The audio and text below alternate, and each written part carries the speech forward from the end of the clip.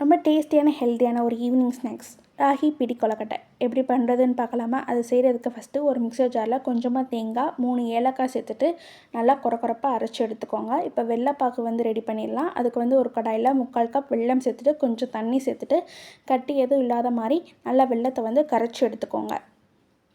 இப்போ வந்து கொழுக்கட்டை செய்கிறதுக்கு வந்து ஒரு கடாயில் நான் 1 கப் அளவு ராகி மாவு வந்து சேர்த்துட்டு லைட்டாக ரோஸ்ட் பண்ணி எடுத்துக்கிறேன். ஒரு 2 செகண்ட் அளவு வந்து ரோஸ்ட் பண்ணால் போதும். ரோஸ்ட் ஆனதுக்கப்புறம் அடுப்பை வந்து மீடியம் ஃப்ளேமில் வச்சுட்டு நம்ம கரைச்சி வச்சுருக்கிற வெள்ளைப்பாகை வந்து உள்ளே சேர்த்துலாம். அப்படின்னா வடிகட்டி சேர்த்துக்கோங்க. அப்போ மண் எதுவும் இல்லாத மாதிரி பார்த்துக்கோங்க. சேர்த்துட்டு அடுப்பை மீடியம் ஃப்ளேமில் வச்சுட்டு நம்ம வந்து நல்லா கிளறி எடுத்துக்கணும். கட்டி எதுவும் இல்லாத மாதிரி கிளறிக்கணும். பாருங்கள், இந்தளவுக்கு கிளறினக்கப்புறம் ஸ்டவ் வந்து ஆஃப் பண்ணிவிட்டு நம்ம அரைச்சி வச்சுருக்கிற தேங்காய் பூவை வந்து உள்ளே சேர்த்துட்டு நல்லா மிக்ஸ் பண்ணிக்கோங்க.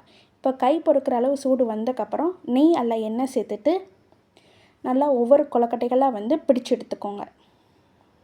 இது பிடிக்கிறதுக்கு ரொம்ப ஈஸியாக தான் இருக்கும். கண்டிப்பாக நீங்கள் ட்ரை பண்ணி பாருங்கள். எப்படி இருந்துச்சுன்னு கமெண்ட் பண்ணுங்கள். இப்போ எல்லா கொழுக்கட்டைகளையும் வந்து பிடிச்சி எடுத்தக்கப்புறம் இட்லி பாத்திரத்தில் தண்ணி சேர்த்து ஒவ்வொரு கொழுக்கட்டைகளாக வந்து நல்லா ஸ்ட்ரீம் பண்ணி எடுத்துக்கோங்க. 10லேருந்து 15 நிமிஷத்தில் வந்து ரெடி ஆயிரும்.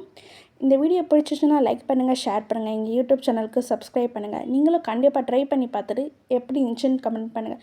கண்டிப்பாக ட்ரை பண்ணி பாருங்கள். ரொம்ப ஹெல்த்தியாக இருக்கும், டேஸ்டியாகவும் இருக்கும். தேங்க்யூ.